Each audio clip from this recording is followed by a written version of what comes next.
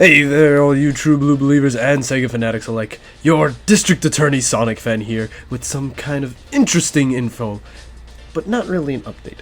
So, recently Game Informer had a very funny interview with both Takashi Iisuka and Kazuyuki Hoshino, people who work very closely with the Sonic franchise.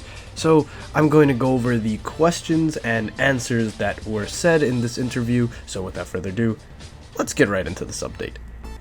So, first and foremost, first question is, does Sonic live in Green Hill Zone, or does he just visit there often?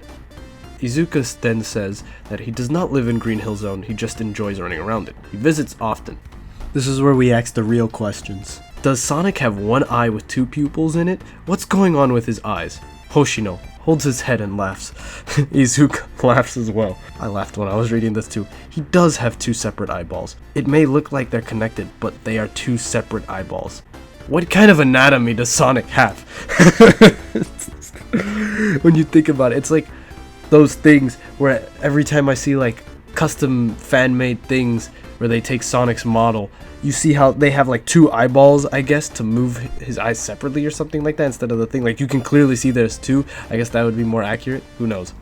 This next one is pretty important since a lot of people probably care about this. Has anybody noticed that Mighty the Armadillo is missing? Iisuka then says Mighty is part of the classic world and the classic group of characters, and some of the chaotics did get interpreted for the modern version of the games. However, Mighty still exists in the classic world, so maybe we'll see him in the future in some classic iteration. Next one is, what is Chaos up to these days? Iisuka then replies, good question.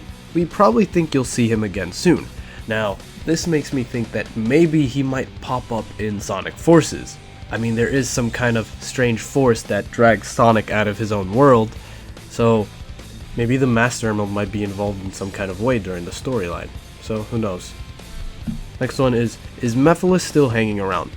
Iisuka then replies, Mephiles was created for the Sonic the Hedgehog game we published in 2006. He existed in that world and was very useful for that narrative, but we don't have any future plans for having Mephiles show up.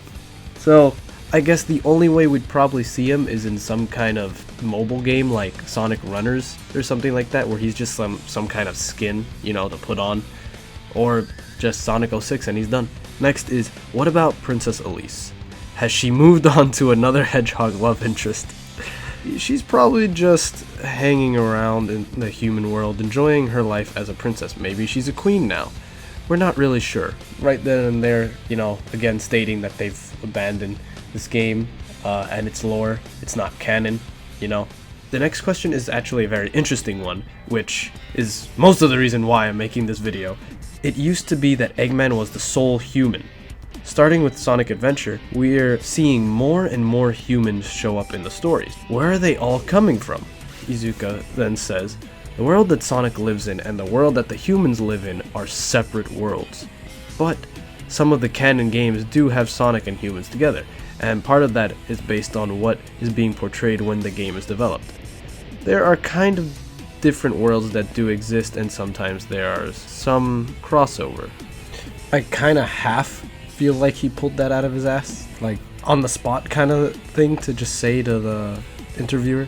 It does somewhat make sense because it would kind of go in line in what happens with, you know, Sonic in Sonic X, where he's fighting Eggman and then somehow gets transported to Station Square and things like that.